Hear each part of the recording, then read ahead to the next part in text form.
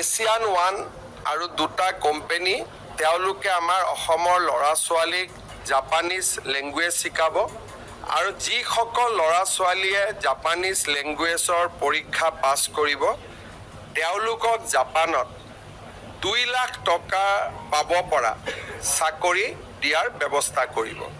ল'ৰা ছোৱালীয়ে 5 বছৰৰ কাৰণে ভিছা পাব, চাকৰি কৰাৰ ভিছা পাব আৰু পৰৱৰ্তী সময়ত যদি আৰু তেওঁলোক থাকিব খোজে ভিছা এক্সটেণ্ড কৰা হ'ব।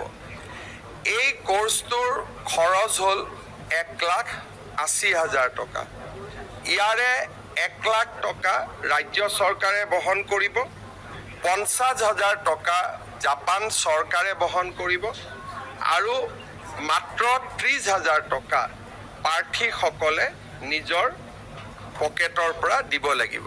এই 30,000 টকাও এক্সিছ বেংকে লোন হিচাপে আগবঢ়াব।